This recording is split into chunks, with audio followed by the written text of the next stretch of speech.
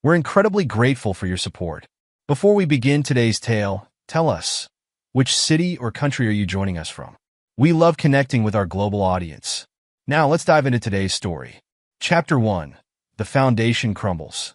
The aroma of grilled meat permeated the backyard as Ben Manning stood near the grill, his fingers wrapped around a cold beer bottle. The condensation dripped down his calloused hands that had worked tirelessly for 20 years to build a life for his family. At 45, the history teacher's face bore the marks of dedication. Subtle lines around his eyes from grading papers late into the night, a slight furrow in his brow from the constant worry of providing for his children. Today should have been a triumph. His eldest, Ethan, had graduated high school with honors, headed to a prestigious university in the fall.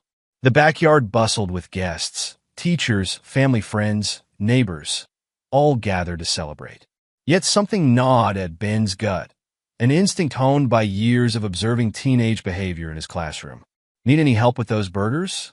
James Chen's voice cut through Ben's thoughts. His old college friend and business partner stood there in his tailored suit, designer watch glinting in the afternoon sun. James had always been the more sophisticated of the two, even back in their scholarship days. "I've got it handled," Ben replied, his tone measured. He'd noticed James spending more time at their house lately, claiming to need Clara's interior design expertise for his new office space. "Shouldn't you be mingling with the guests? I heard the Peterson account needs some schmoozing." James laughed, that easy charm that had always drawn people to him. "Always the practical one, Ben. Clara's handling the Petersons. You know how she is, could sell ice to an Eskimo." Ben watched his wife across the yard. Clara moved through the crowd with practiced grace, her designer dress probably costing more than his monthly salary. She'd been different lately, distant, distracted. Her interior design business had taken off, and with it, she developed new tastes, new friends, a new life that seemed increasingly separate from their family. "Dad!" Maya, his 16-year-old daughter, bounded up to the grill. "Mom wants to know if the food's ready. People are getting hungry." Ben studied his daughter's face. Maya had Clara's features, high cheekbones, almond-shaped eyes, but lately, he'd started noticing expressions that reminded him more of James. He dismissed these thoughts as paranoid, but they persisted.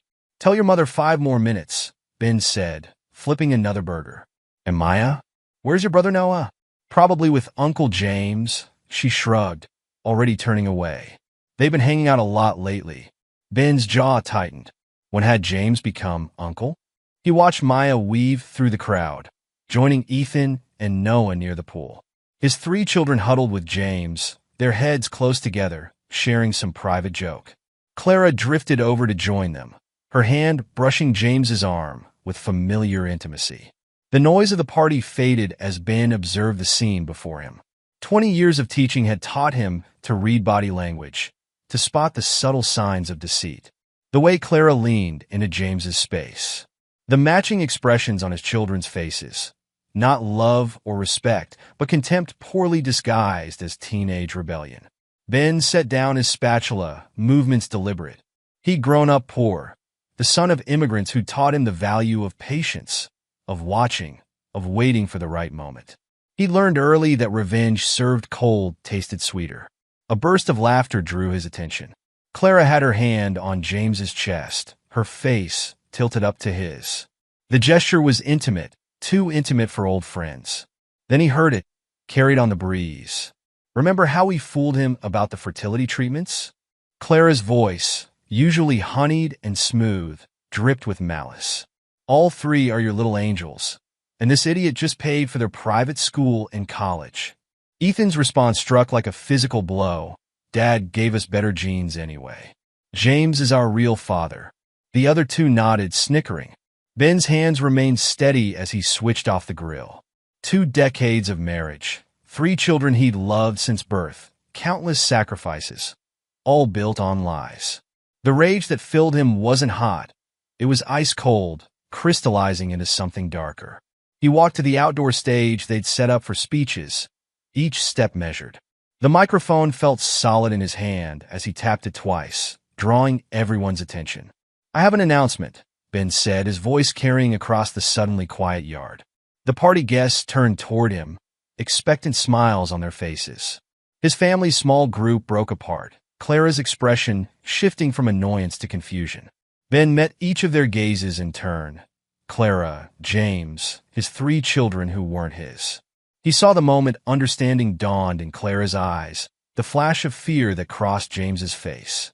Good. They should be afraid. I'd like to thank everyone for coming to celebrate Ethan's graduation, Ben continued, his tone conversational. It seems we have more to celebrate than just that. He reached into his back pocket, withdrawing an envelope he'd been carrying for days. His gut instinct had led him to get the test done weeks ago. Now, as he held up the DNA results, he watched the blood drain from Clara's face.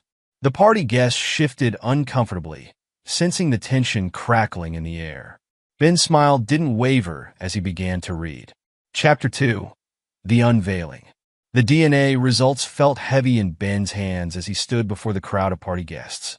The paper was crisp, official, each word a nail in the coffin of his marriage. I recently had some medical tests done, Ben began, his voice carrying across the dead-silent yard, including a paternity test for all 3 of my children. He paused, letting the implications sink in. Would anyone like to guess the results? Clara surged forward, her designer heels sinking into the grass. Ben, stop this right now. You're making a scene. A scene? Ben's laugh held no humor. No, Clara. A scene is what you've been putting on for the past 20 years. He turned back to the crowd. The results show that I am not the biological father of Ethan, Maya, or Noah Manning. The collective gasp from the guests satisfied something dark inside him. Ben watched Clara's perfectly made-up face crumble, saw James take an involuntary step backward.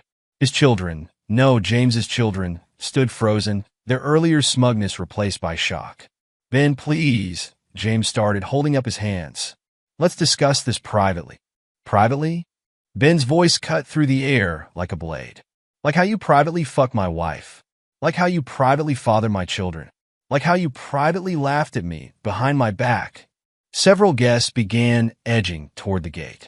Ben didn't care. Let them witness this. Let them spread the story of Clara's betrayal, of James's duplicity. Daddy, Maya stepped forward, tears streaming down her face. We didn't mean... Don't call me that. Ben's words froze her in place. I'm not your father. You made that very clear earlier. He turned to address all 3 children. You've spent years treating me with contempt, making me feel like I was never good enough. Now I understand why. Noah, his youngest at 14, began to sob. Ben felt nothing. The boy who'd once brought him handmade Father's Day cards was just another lie. As for inheritance, Ben continued, his voice carrying across the yard. I've already contacted my lawyer.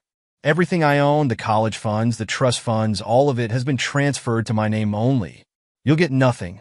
Clara lunged forward, her composure shattering. You can't do that. We're married. Half of everything is mine. Check again, Clara.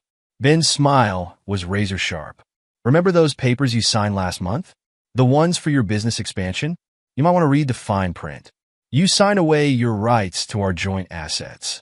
James stepped forward, his lawyer's instincts kicking in. That's fraud, Ben. We can fight this.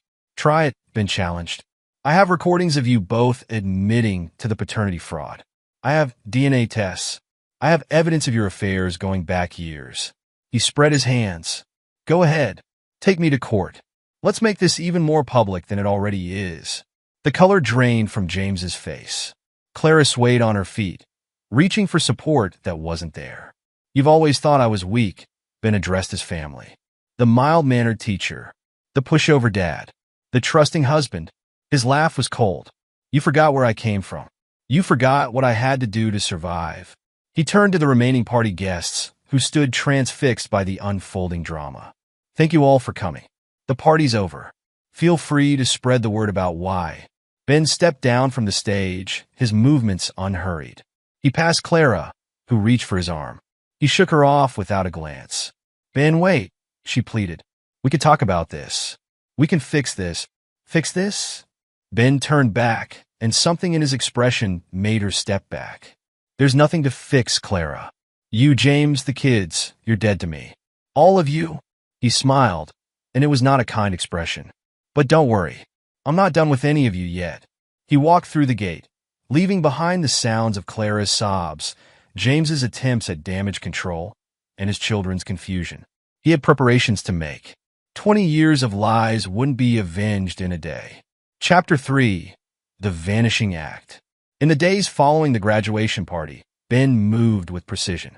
The cheap motel room on the outskirts of town served as his temporary base of operations as he systematically dismantled his old life. His phone buzzed constantly with messages and calls he didn't answer. Clara's texts ranged from desperate pleas to angry threats. James left voicemails full of legal jargon and attempts at reconciliation. His children, James's children, sent tearful messages begging for forgiveness. Ben read each message, saved them all, and continued his work. The laptop screen illuminated his face as he transferred funds, closed accounts, and activated contingency plans years in the making. A knock at his door interrupted his concentration. "Who is it?" "It's Mike, you paranoid bastard." "Open up." Ben checked through the peephole before letting in his oldest friend. Mike Zhang, a computer security expert he'd known since their teenage years, looked out of place in the dingy motel room with his expensive suit and laptop bag. "You look like shit," Mike observed, setting up his equipment on the scratch table. "Good to see you too." Ben returned to his work. "Did you bring what I asked for?" Mike pulled out a stack of documents. "New identity, clean background, untraceable accounts. Tommy's working on your physical transformation plan, and Sarah's got eyes on your family." Ben nodded. His friends had rallied around him without question. They remembered the scrappy immigrant kid who'd fought his way through school, who'd helped them when they needed it. Loyalty meant something to people like them. "Clara's been busy," Mike continued, pulling up surveillance photos. "She's already talking to divorce lawyers. James is helping her, but they're hitting walls. Seems they can't access any of the accounts." "They won't," Ben said, his voice flat. "Everything's gone. 20 years of savings, investments, all of it. I've moved it where they'll never find it." Mike whistled. "Remind me never to piss you off." He paused, studying his friend. "The kids are a mess." The university withdrew Ethan's acceptance when the trust fund payment bounced. "They're not my problem anymore." Ben's fingers continued moving over the keyboard. "They made their choice long ago. You're one cold bastard, Ben Manning." Ben Manning was a fool who trusted the wrong people. He looked up, his eyes hard. "He's dead." Mike nodded slowly. "What do you need from me?" "Make me disappear." Ben turned the laptop around, showing a map. "I bought property here, under one of the shell companies. Remote, defensible, far from my old life. I need you to make sure no one can trace it back to me. Consider it done." Mike pulled out his phone. "Tommy wants to meet tomorrow. He's got some ideas about changing your appearance." "Good." Ben stood stretching. "Tell Sarah to keep watching them. I want to know move they make, person they talk to. They're scared, Ben. Clara's been crying to anyone who'll listen about how you tricked her, how you're trying to destroy her." Ben's laugh was devoid of humor. "She hasn't seen destruction yet. This is just the beginning." "What's your endgame here?" Mike asked, packing up his equipment. "Justice." Ben's voice was quiet but firm. "They took everything from me, my marriage, my children, my trust. I'm going to take everything from them. Not just money or status. I want them to feel what I felt. I want them to know what it's like to have your whole life revealed as a lie." Mike zipped up his bag, considering his friend. The passionate, idealistic teacher was gone, replaced by something harder, colder. "Need anything else?" "Just one thing." Ben handed him a sealed envelope. "Deliver this to Clara. Make sure she reads it." After Mike left, Ben returned to his work. The letter to Clara contained no threats, no accusations. Just a simple message. "You taught me how to destroy a family. Now I'll teach you how to lose everything." The next few weeks passed in a blur of preparations. Tommy, a former martial arts instructor turned private security consultant, helped Ben transform his appearance and bearing. Hours in the gym replaced his teacher's soft physique with lean muscle. His clean-shaven face disappeared behind a well-groomed beard. Contact lenses changed his eye color. Sarah, their private investigator friend, kept him updated on his family's increasing desperation. Clara's interior design business was failing as clients deserted her. James's accounting firm put him on leave pending an investigation into ethical violations Ben had anonymously reported. The children were falling apart. Ethan, denied his dream university, took a job at a fast food restaurant. Maya's private school withdrew her scholarship. Noah, the youngest, had started acting out, getting into fights at school.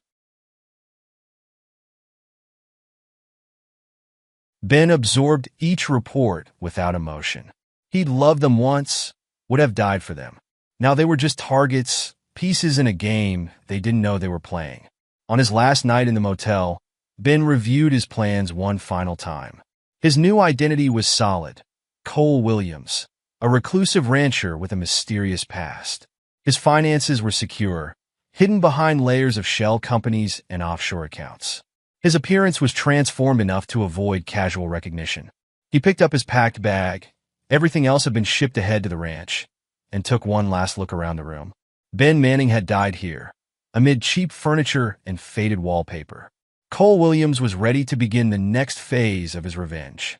The night clerk barely glanced up as he checked out. Outside, a taxi waited to take him to the private airfield where Mike had arranged transportation. As the city lights faded behind him, Ben allowed himself a small smile. The foundation was laid. Now it was time to build something new from the ashes of his old life. Something his betrayers would never see coming until it was too late. In the darkness of the taxi's back seat, Ben pulled out his phone one last time. He had one final message to send before destroying the device. To Clara's number, he typed, "Congratulations. You've taught our children that betrayal has no consequences. I'm going to teach them how wrong you were. Enjoy your freedom while it lasts." He hit send, then dropped the phone out the window, watching in the side mirror as it shattered on the asphalt. Ahead lay a new life, a new identity, and the cold satisfaction of knowing that somewhere behind him, his message was lighting up Clara's phone, sending the first chill of real fear down her spine. The game was just beginning. Chapter 4, The Ghost of the Past. The ranch stood isolated against the Colorado mountains, its weathered buildings a testament to years of neglect. Ben, now Cole Williams, surveyed the property through narrowed eyes.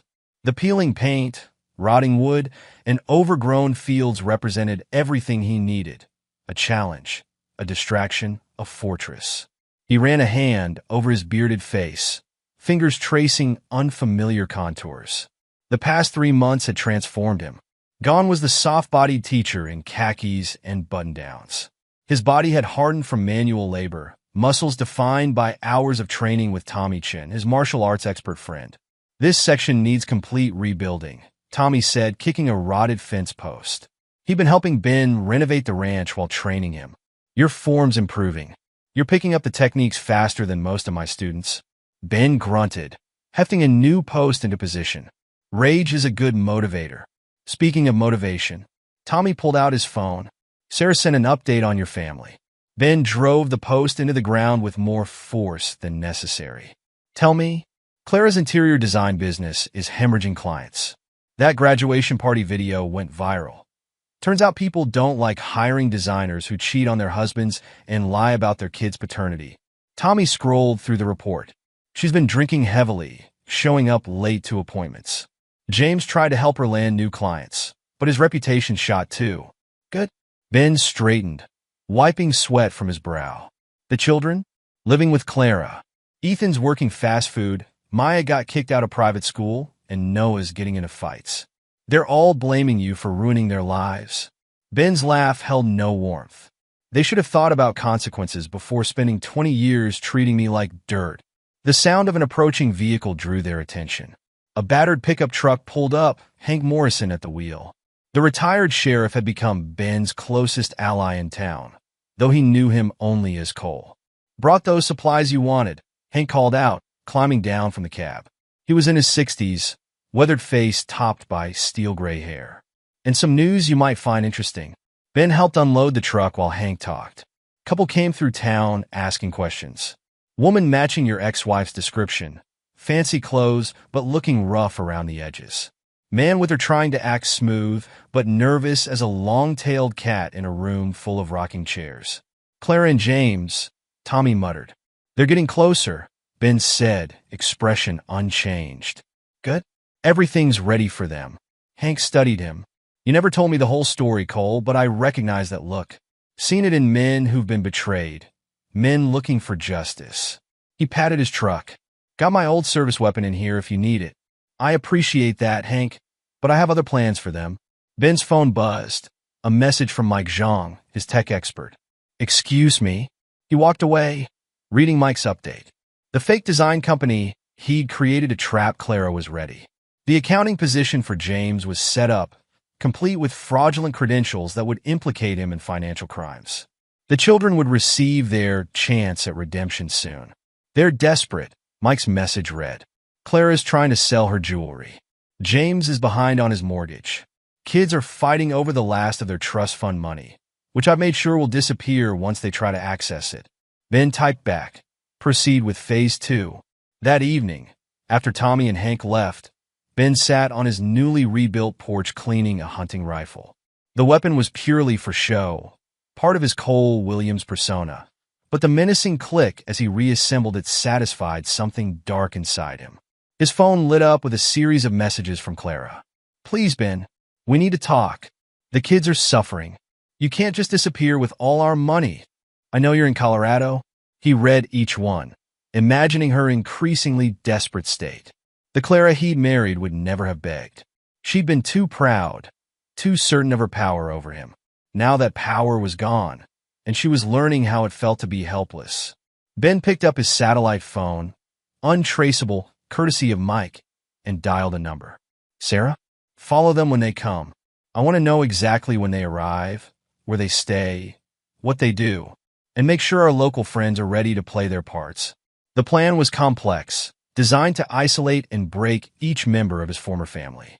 Clara would be offered what looked like professional redemption, only to have her reputation destroyed even further. James would think he'd found financial salvation, then discover he'd been set up for criminal charges.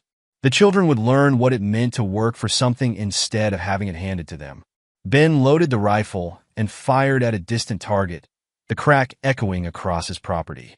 He'd spent 20 years being the gentle, understanding husband and father. That man was dead, replaced by someone harder, colder, more capable of delivering the justice his family deserved. Let them come to Colorado. Let them think they could confront or manipulate him. They'd learn what happened when they pushed a good man too far. The sun set behind the mountains as Ben cleaned his weapon one final time. Tomorrow he'd continue training with Tommy, building both his body and his skills. He'd review Mike's latest digital traps and Sarah's surveillance reports. He'd chat with Hank about local gossip while secretly gathering intelligence. And soon, very soon, he'd show his former family exactly who they'd created when they betrayed him. Chapter 5, The Web Titans. The Colorado morning brought Clara's BMW winding up the mountain road, its pristine paint job marking it as distinctly out of place among the local pickup trucks. In the passenger seat, James Chun gripped the door handle as Clara took another curve too fast. Slow down, he urged. The roads here are treacherous. I'll slow down when I have my life back, Clara snapped. Her perfectly manicured nails drummed against the steering wheel. He's here somewhere.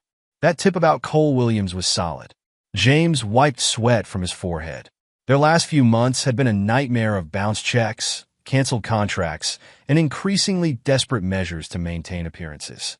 Clara's drinking had gotten worse, and his own attempts to rebuild his accounting practice had failed spectacularly. Maybe we should rethink this, he suggested. If it is Ben, when I want your opinion, I'll give it to you. Clara cut him off. You're the reason we're in this mess. Your bright idea to tell the kids the truth about their paternity. You're the one who brought it up at the party. James protested. I never wanted. Shut up. Clara slammed on the brakes as a ranch came into view. A tall, bearded man was mending a fence. Something about his movements seemed familiar. That's him. I'd know those hands anywhere. She pulled into the gravel driveway, dust billowing behind the car. The man straightened slowly, watching their approach with cold detachment. Ben, Clara was out of the car before it fully stopped. We need to talk. The man's voice was rough, different from Ben's careful teacher's diction. Name's Cole Williams. You're trespassing. Drop the act. Clara advanced on him. Designer heels unsuited for the rocky ground. You think a beard and some manual labor changes who you are? I was married to you for 20 years. Lady, I don't know who you think I am, but you need to leave. His stance shifted subtly. A fighter's stance, James realized with growing unease. Ben, please. Clara reached for him. We can work this out. The kids need their father. I need my husband. Fascinating. The man's voice dripped contempt. You need money, you mean? Your designer lifestyle getting harder to maintain. So you admit you're Ben. Clara triumphantly turned to James. See? I told you. I admit nothing. The man smiled, and James felt a chill. This wasn't the Ben they'd known. This man's eyes held something dangerous. But since you're here, let's talk about choices and consequences. He moved with startling speed, catching Clara's wrist as she tried to slap him. Careful. Assault charges wouldn't help your current situation. Let me go. Clara struggled, but his grip was iron. Like you let go of our marriage vows. He released her with a shove that sent her stumbling back.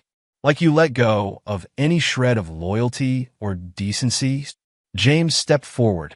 Ben, we know we hurt you. James Chun. The man's attention swung to him. The friend I trusted with my finances. The man who fucked my wife and fathered my children. Tell me, does your new accounting firm know about the creative bookkeeping you did with my tutorial business? James felt the blood drain from his face. How did you? I know everything. The man's voice remained conversational. Every affair, lie, manipulation. I know about Clara's other lovers.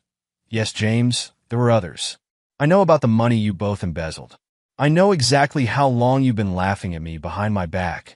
Clara's face had gone pale. You're lying? Am I? Should we discuss Thomas from your yoga class? Or Michael, your favorite contractor? Or should we talk about the offshore accounts James set up for you? Stop it. Clara's composure cracked. Fine. Yes, I cheated. Yes, we lied. You were boring, Ben. A pathetic teacher who never amounted to anything. James gave me everything you couldn't, including 3 children you tricked me into raising. The man's smile grew colder. Tell me, how are our darling offspring handling poverty? They're suffering. Clara's voice rose hysterically. Is that what you wanted? To punish innocent children? Innocent? He laughed. They knew the truth for years. Chose to treat me with contempt while spending my money. Now they're learning what life is like without Daddy's wallet. A truck appeared on the road. Local sheriff's department. The man waved it down. Officer, these people are trespassing.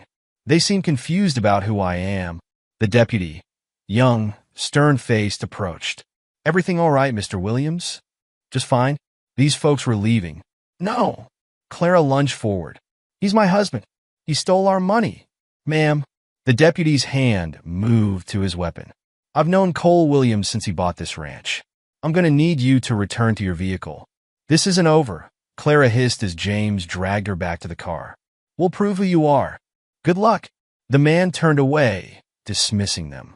Deputy, would you mind escorting them off my properties? As they drove away, following the patrol car, James glanced in the rearview mirror. The man they confronted stood watching, his posture radiating cold satisfaction. That's not the Ben we knew, James said quietly. No. Clara's hands shook as she lit a cigarette. He's become something much worse. Later that evening, alone in his study, Ben reviewed the surveillance footage Sarah had planted in Clara's car. He watched their drive back to town, listened to their frantic planning. His phone buzzed, a message from Mike. Phase 2 ready. Clara's received the job offer from our fake design firm. James's accounting trap is set. Ben, type back, proceed. Make sure the children see their parents' good fortune. Let them stew in their resentment. Another message blinked on his screen, this one from Tommy. Security systems upgraded. No one gets near the ranch without us knowing. Piece by piece, his web was tightening. Soon they'd all learn the true cost of betrayal. Chapter 6. The trap is set. The design firm's office in downtown Denver gleamed with professional promise. Clara smoothed her designer's suit, one of her last remaining pieces from better days, and studied the company letterhead, Williams and Associates Interior Design. Ms. Manning? The receptionist smiled warmly. Mr. Williams will see you now. Clara's heart raced. Could this be Ben's company? But the man who greeted her in the executive suite wasn't Ben or Cole. He was older, silver-haired, immaculately dressed. Clara Manning, your portfolio is impressive. He gestured to a chair. We've been following your work for years. Really? Clara fought to hide her disappointment. I mean, thank you. Recent personal issues aside, your talent is undeniable. We'd like to offer you a position as our head designer. Salary is $300,000 annually, plus commission. Clara's hands trembled. This was her chance. Redemption, restoration, revenge against Ben. When can I start? Across town, James sat in another office, receiving a similar offer. The accounting firm seemed legitimate, the salary generous. His experience with creative, neither suspected the truth. Both companies were elaborate facades, created by Mike Zhang's technical wizardry and funded by Ben's liquidated assets. Each office was staffed by actors, local talent hired through Hank's connections. Every interaction scripted to draw Clara and James deeper into Ben's trap.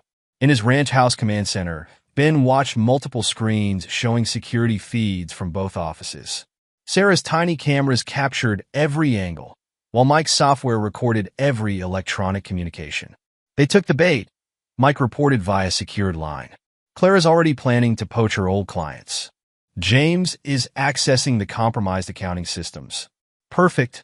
Ben's fingers drummed against his desk. Start the whisper campaign. Make sure their local contacts know about their good fortune. The next phase began immediately. Anonymous tips reached Clara and James's old clients, hinting at financial misconduct. Carefully crafted evidence suggested both were using their new positions to defraud investors.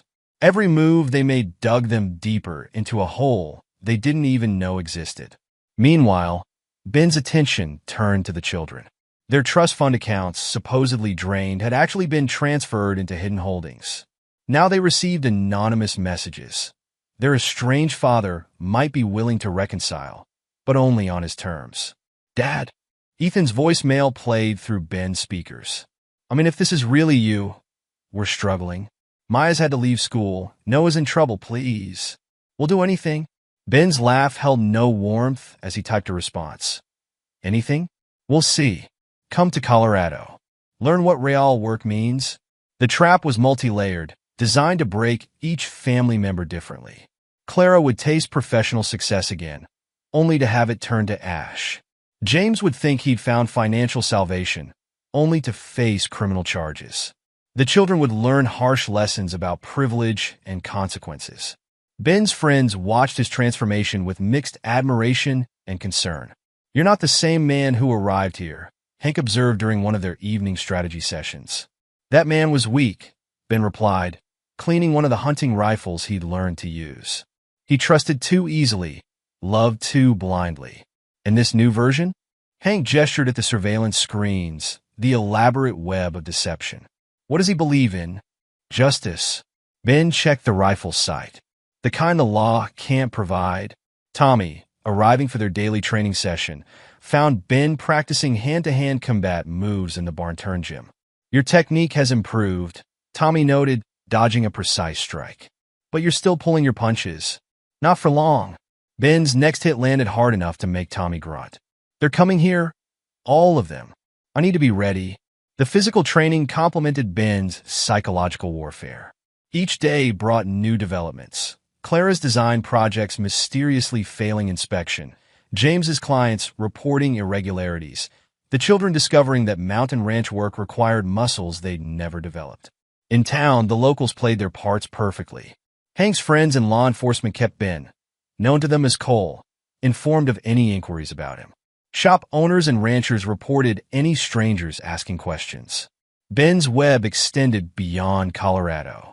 Mike's cyber surveillance tracked Clara's desperate attempts to secure loans, James's increasingly panicked financial maneuvers, the children's social media complaints about their fallen status.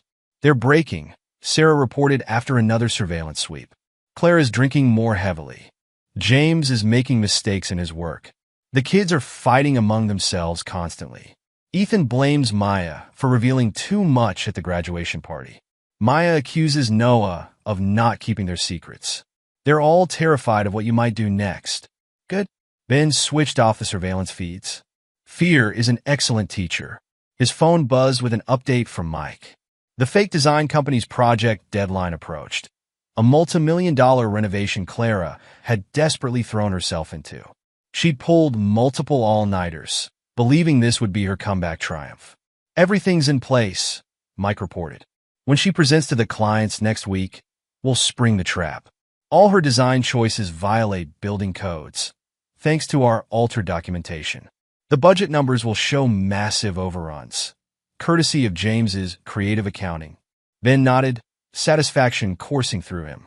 Make sure the licensing board receives anonymous evidence of fraud. I want her professional reputation destroyed beyond repair. He pulled up the ranch's work schedule. The children would arrive tomorrow.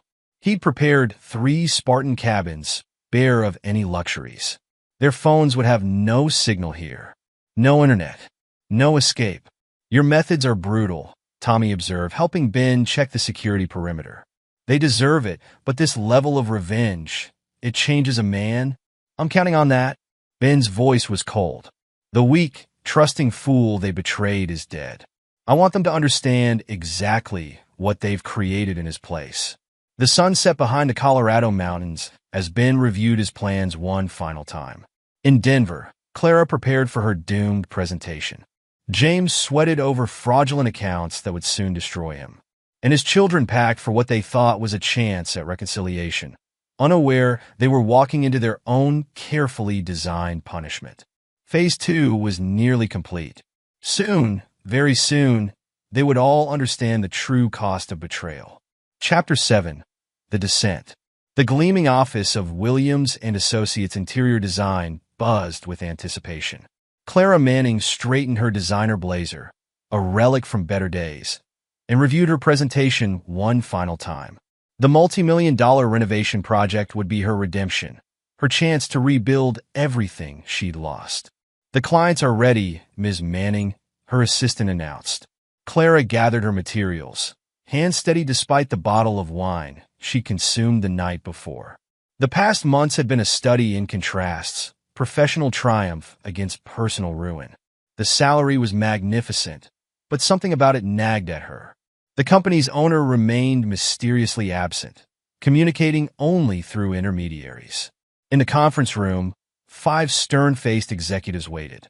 Clara launched into her presentation with practiced charm, the mask she'd worn for 20 years firmly in place. As you can see, the design incorporates both modern aesthetics and practical functionality. Ms. Manning, the lead executive, cut her off. Can you explain these building code violations? Clara blinked. I'm sorry. He slid a document across the table. Our review shows 17 major code violations in your plans. The budget numbers don't match our records. Care to explain the discrepancies? There must be some mistake. Clara's voice wavered as she scanned the report. These are my numbers. No, they're mine. James Chin stood in the doorway, his face ashen. Clara, we need to talk. Now. In his temporary office across town, James had just discovered his own nightmare. The accounting software he'd been using had left a trail of fraudulent transactions, all traced back to his login credentials. Client funds had been misappropriated, tax documents falsified. I don't understand, he muttered, staring at his screen. These transactions, I never authorized. His phone buzzed. A text from an unknown number. Enjoying your new position, James? You should have stuck to stealing from just me. Across town, in 3 sparse cabins on Ben's ranch, his children were learning their own harsh lessons. Ethan's muscles screamed as he hauled another load of rocks. Maya's designer clothes were caked with mud from digging fence post holes. Noah's video game soft hands had developed blisters from endless ranch work. This is slave labor, Ethan spat, dropping the wheelbarrow. We're his children, for God's sake. No, we're not. Maya wiped sweat from her face. Remember? James is our father. We made that pretty clear at the party. Shut up. Noah hurled his shovel down. This is all your fault, if you hadn't been bragging about it. My fault? Maya advanced on her brother. Who was it that started calling Ben the walking ATM behind his back? Who convinced Mom to tell us the truth about James? Their argument was interrupted by a ranch hand, one of Ben's loyal associates in disguise. Back to work. Mr. Williams doesn't tolerate slacking. In his command center, Ben watched the simultaneous collapse of his family's carefully constructed lives. Sarah's surveillance feed showed Clara's presentation imploding, James discovering his apparent crimes, the children turning on each other. "You've orchestrated quite a show," Hank observed, reviewing the footage. "Clara's professional reputation is destroyed. James is facing criminal charges. The kids are breaking. They're learning." Ben's voice held no emotion. "Actions have consequences. Betrayal has a price." His phone lit up with desperate messages. "Clara, Ben, please. They're saying I'll lose my license. James says there's evidence of fraud. James, the FBI is investigating the accounts. You have to help me. Ethan, Dad, we're sorry. We'll do anything. Just make this stop." Ben read each message with cold satisfaction. Phase 1 had broken them financially. Phase 2 had destroyed their professional lives. Now came Phase 3, the complete dismantling of their carefully constructed self-images. "Send the files," he instructed Mike. "Make sure every client, friend, and associate sees the evidence." Within hours, Clara's other affairs became public knowledge. James's history of financial manipulation emerged. The children's social media posts mocking their fake father surfaced. Ben watched through the security cameras as his family's world burned. Tomorrow, he would summon them all to the ranch for the final confrontation. But tonight, he allowed himself a moment to appreciate how far he'd come from the trusting fool they'd betrayed. The man who'd grilled burgers at his son's graduation party was dead. In his place stood someone harder, colder, someone his family had created through their own cruelty. Tomorrow, they would meet that creation face to face. Chapter 8. The Confrontation. The morning dawned bright and clear as Ben surveyed his property from the porch. Hank's truck kicked up dust on the drive, followed by several other vehicles. The town had turned out for the show. "Quite a crowd," Hank commented, joining Ben. "Word got around about your invitation." "Good." Ben checked his watch. "They should be here soon." Right on cue, Clara's BMW appeared, followed by James's sedan. The children trudged down from their cabins, looking beaten and exhausted from weeks of hard labor. "Showtime," Ben murmured. Clara emerged from her car first, her designer outfit a sharp contrast to her haggard face. James stumbled out behind her, his usual smooth confidence replaced by barely concealed panic. "You bastard!" Clara's voice cracked across the yard. "You did this. You set us up." Ben didn't move from his position on the porch. "Did what exactly? Expose your affairs? Reveal James's financial crimes? Show the world who you really are? Those accounts were falsified." James protested. "Someone planted evidence, like you planted evidence of my supposed financial mismanagement." Ben's voice cut through James's excuses. "Like you manipulated records to hide Clara's spending? Your skills finally caught up with you, old friend." The children approached, Maya supporting a limping Ethan while Noah trailed behind. "Dad," Maya began. "I'm not your father." Ben's words froze them in place. "You made that very clear, remember? James gave us better genes. Those were your words, weren't they?" "We were wrong." Ethan's voice shook. "We're sorry. Sorry you got caught." Ben descended the porch steps. "Sorry your comfortable lives collapsed. Sorry your actions finally had consequences." The gathered townspeople watched in silence as Ben approached his former family. These people had heard pieces of his story over the months, had played their parts in his revenge. Now they witnessed the culmination. "Clara," he turned to his ex-wife, "you thought I was beneath you. A boring teacher who funded your lifestyle while you fucked your way through the social circle. How's that working out for you now?" Clara's face crumpled. "Ben, please. We can fix this." "Fix what? Your reputation? Your career?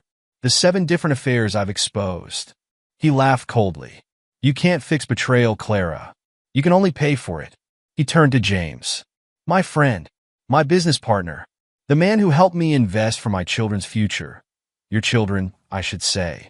Did you enjoy watching me work multiple jobs to pay for their education? Did you laugh about it in bed with my wife?" "Ben," James stepped forward, hands raised. "The police are investigating those accounts. If you don't help me, you'll what?" Ben's smile was razor-sharp. Tell them how you've been embezzling from clients for years? How you helped Clara hide her spending? I have proof of everything, James. Everything. Finally, he faced his children. You three. I gave you everything. Private school, expensive hobbies, college funds. And how did you repay me? With contempt, with mockery, with betrayal. We didn't know better.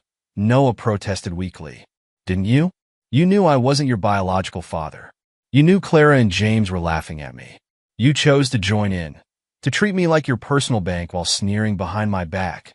The gathered crowd murmured as Ben outlined each betrayal, each cruel joke, each moment of disrespect. His voice never raised, but his words cut like knives. So here we are. Ben spread his arms, indicating the ranch, the town, his new life.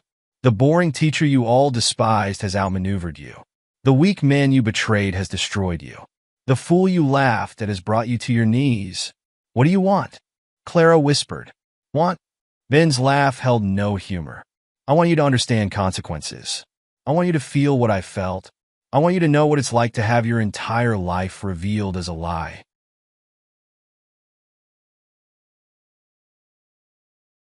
He pulled out his phone, pressed a button. Around the gathered crowd, phones buzzed with new notifications. I've just released everything. All the evidence, all the recordings, all the proof of your betrayals and crimes. By tonight, everyone you know will see who you really are. Clara collapsed, sobbing. James staggered back as if struck. The children huddled together, their faces masks of horror. Get off my property, Ben commanded. Go back to the wreckage of your lives. Remember this moment. Remember that you created this, not me.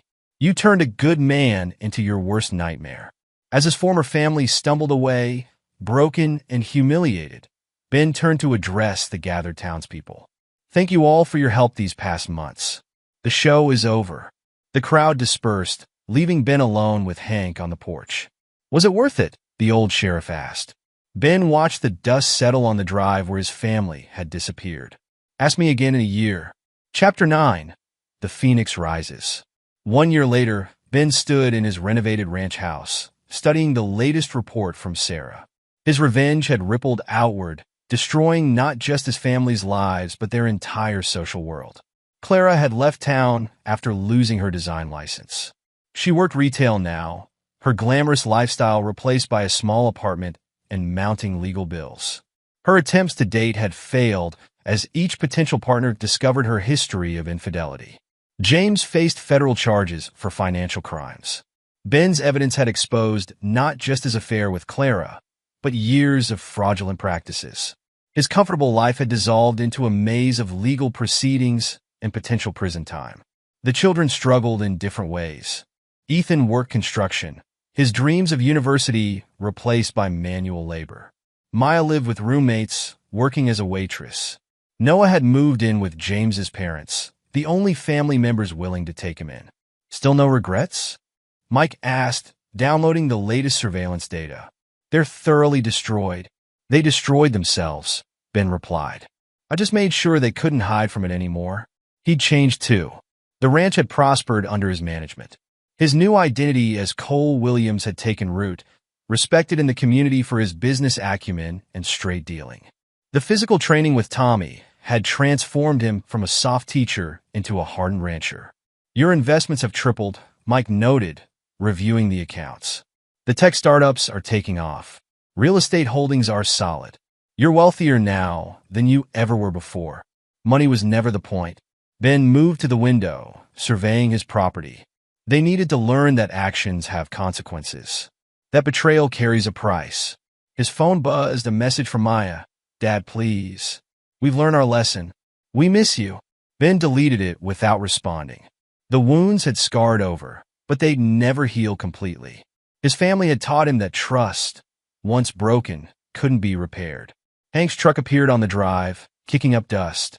The old sheriff had become a true friend, one of the few people who knew Ben's whole story. Got news, Hank announced, settling into a chair. Clara's trying to rebuild her business in another state. James is planning to plead guilty in exchange for a reduced sentence. And the kids are talking about moving away, starting fresh somewhere their past can't follow them. Hank studied his friend. You've won, Ben. They're broken, humbled, destroyed. Maybe it's time to let go. Ben's laugh held no warmth. Let go? They spent 20 years laughing at me, treating me with contempt, taking everything I gave them while mocking me behind my back. They're learning what it means to struggle, to work, to face consequences. He pulled up the latest surveillance photos on his tablet. Clara working a retail shift, her designer clothes replaced by a store uniform. James meeting with lawyers, his confident smile replaced by desperate fear. The children working menial jobs, their privileged upbringing useless in the real world. This isn't just revenge, Ben continued. It's justice. They're finally experiencing what I did, working hard, sacrificing, struggling to survive. The difference is I did it for them. They're doing it because they destroyed everything they had. Hank nodded slowly. And you? What's next for Cole Williams? Ben gestured at his rebuilt ranch, his prospering business ventures, his new life. I'm not the man they betrayed anymore. That weak, trusting fool died at his son's graduation party. They created something harder, colder, stronger. He turned to his friend. I won't waste time hating them anymore. I won't actively work to destroy them. They've done that to themselves. But I'll never forget, and I'll never forgive. That's my gift to them. The knowledge that their actions transformed a good man into someone capable of destroying them completely. The sun set behind the mountains as Ben reviewed his new empire. He'd emerged from betrayal stronger, wiser, more powerful. His former family had taught him the true meaning of loyalty by showing him its opposite. They'd taught him strength by exploiting his weakness. They taught him ruthlessness by abusing his kindness. He was no longer the victim of their betrayal. He was its consequence. Epilogue.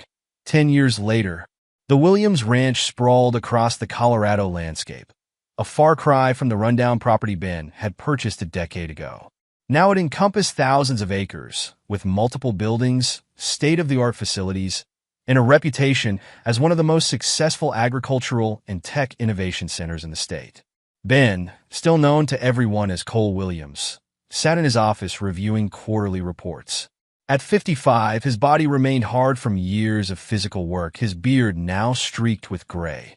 The past decade had transformed him from a vengeful ex-husband into a respected business leader, though the cold calculation that had driven his revenge never fully disappeared. Mr. Williams? His assistant's voice came through the intercom. Sarah Chun is here for your monthly briefing. Send her in. Sarah, his former private investigator turned head of security, had aged well. She'd parlayed her role in Ben's revenge into a successful corporate security consulting business, with the Williams Ranch as her primary client. Updates on all targets, she announced, settling into a chair. She never referred to Ben's former family by name, a habit formed during the years of surveillance. Proceed. Ben turned from his computer, giving her his full attention. Clara first, still living in Phoenix. The drinking got worse after her third failed attempt to restart her design business. She's working at a furniture store, assistant manager now, but that's likely her ceiling. 2 failed relationships in the past year. Both ended when the men discovered her. Ben nodded, face impassive. James, released from federal prison last month after serving 7 years. The reduced sentence for cooperation didn't help his reputation. He's living in a halfway house trying to rebuild some kind of life. No one will hire him for financial work, obviously. He's working as a night janitor at a local high school. The children? Sarah pulled up her tablet. Ethan finally finished his degree, community college, night classes while working construction. He's a junior project manager now. Married, 1 kid. His wife knows the whole story. It almost broke them up, but they worked through it. He's the only one who's managed any real stability. She scrolled down. Maya's still in California. Went through rehab last year, pills and alcohol. She's working as a receptionist at a small interior design firm. Ironic. She doesn't handle client accounts, though. Just answers phones. No serious relationships. And Noah, most trouble to the 3. 2 DUI arrests. Lost his job at James's parents' company for stealing. Currently unemployed, living with a girlfriend who's supporting him. He's been trying to write a book about his life. Claims he was the victim of psychological abuse by his adoptive father. No publishers are interested. Ben absorbed the information without visible reaction. A decade of reports had detailed his family's descent. Each attempt to rebuild, each new failure, each consequence of their betrayal compounding over time. Your friends have done well for themselves, Sarah continued, knowing Ben preferred comprehensive updates. Mike Zhang's cybersecurity firm is now valued at over $1 billion. Tommy Chen's martial arts schools have franchised nationwide. Hank Morrison passed away last year, but his son's doing great work as the new sheriff. And the ranch? Your cover identity is rock solid. Cole Williams is now more real than Ben Manning ever was. The community respects you. The business is thriving. You've won by any measure. Ben stood, walking to the window that overlooked his domain. The ranch had grown beyond his initial revenge scheme into something genuinely meaningful. His agricultural technology innovations helped farmers across the country. The research center he'd built attracted top scientists. He employed hundreds of people, funded scholarships, contributed to the community. They tried to contact you last month, Sarah said quietly. All of them. It was the anniversary of the graduation party. Ben's laugh held no humor. Still hoping for redemption? Clara claimed she's changed. James wrote a long letter about atonement. The kids, they say they understand now. Want to make amends? And what do you think? Ben turned to his old friend. You've watched them as long as I have. Sarah considered carefully. Clara's desperation is financial. She's getting older, can't live on retail wages forever.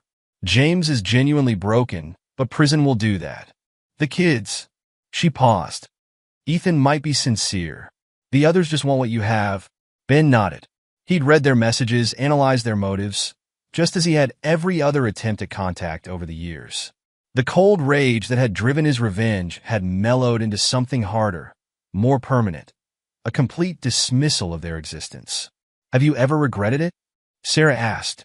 The completeness of your revenge? They made their choices, Ben replied. 20 years of lies. 20 years of mockery. 20 years of treating loyalty and love as weaknesses to be exploited. He turned back to the window. I gave them exactly what they deserved, the consequences of their own actions. A knock at the door interrupted them. Tommy Chen entered, now the ranch's head of security training. Sorry to interrupt, but the new agricultural tech prototype is ready for review. Ben nodded. We'll continue this later, Sarah. Send me the full report. As his friends left, Ben reviewed the photos on his tablet one last time.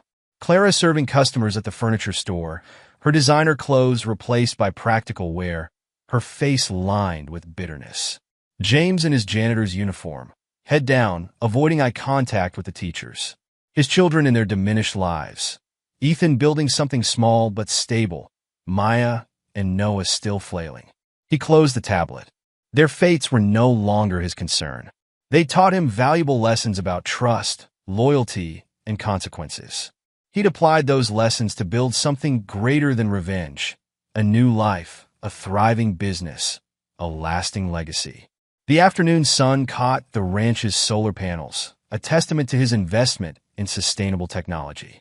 In the distance, automated farming equipment moved through experimental crop fields. Teams of researchers and engineers walked between buildings, developing innovations that would help feed the world. His phone buzzed, another message from Clara. Ben, please. We've all suffered enough. Can't we try to heal as a family? He deleted it without reading further. The man they'd betrayed was long dead, transformed by their actions into someone stronger, colder, more successful than they could have imagined. Their punishment wasn't just the loss of wealth and status. It was knowing that their cruelty had created their own destruction. A video call notification popped up, the governor wanting to discuss expanding the ranch's agricultural programs statewide. Ben straightened his jacket and accepted the call. Cole Williams had meetings to attend, projects to oversee, an empire to run. Ben Manning's past was just that past. His revenge had been perfect not because he'd actively destroyed his family, but because he'd forced them to face the truth about themselves. They'd learned what it meant to struggle, to work, to face consequences. They'd learn about loyalty by losing everything they'd gained through betrayal. Most importantly, They learned that the quiet, unassuming teacher they'd mocked had become someone far beyond their reach, successful, powerful, and completely indifferent to their existence. The sun set behind the mountains as Ben reviewed plans for the ranch's next expansion. Tomorrow would bring new challenges, new opportunities, new chances to build on the foundation he'd created from the ashes of betrayal. His former family would continue their diminished lives, carrying the weight of their choices, while he soared higher with each passing year. They created this version of him through their betrayal. Living with that knowledge was the perfect punishment. Legacy. 20 years after the graduation party that changed everything, a journalist visited the Williams Ranch to profile its reclusive owner. The resulting article painted a picture that would have been unrecognizable to Ben Manning's former family. Cole Williams defies easy categorization. His agricultural technology innovations have revolutionized farming across 3 continents. His sustainability initiatives have made him a leader in combating climate change. His charitable foundation provides scholarships to hundreds of students annually. Yet he remains intensely private, known to the community as a fair but demanding employer, a generous but unsentimental philanthropist, and a man who values loyalty above all else. The article never mentioned his past, that history was buried too deep for any reporter to uncover. But his former family read it, as they read everything about the mysterious Cole Williams. They saw their own role in creating him, though they'd never understand the full scope of their impact. Clara, now in her 60s, kept the article in her small apartment. Sometimes, after too many drinks, she'd tell younger colleagues about her ex-husband, though few believed her stories about the wealthy rancher. Her attempts to rebuild her design career had long since failed, leaving her with retail, work, and regrets. James read it in prison during his final year, the paper crumpling in his shaking hands. His cellmate thought he was crying about the lost opportunity, a wealthy rancher who could have been a client. Only James knew he was crying about the friend he'd betrayed, the man whose trust he'd abused, the life he'd thrown away. The children had different reactions. Ethan showed it to his wife and daughter, trying to explain something about consequences and redemption. Maya ignored it, too focused on staying sober to deal with the past. Noah tried to use it as proof of his father's psychological manipulation, but his girlfriend just rolled her eyes at another of his excuses. Ben kept a copy too, though he never displayed it. It served as a reminder, not of his revenge, but of what he'd built from it. The quiet teacher had died, but something stronger had emerged from that betrayal. His former family had thought him weak, had treated his loyalty as something to exploit. They created their own destiny in doing so.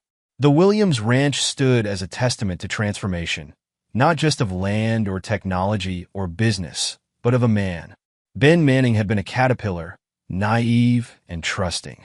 His family's betrayal had forced him into a cocoon of revenge and reinvention.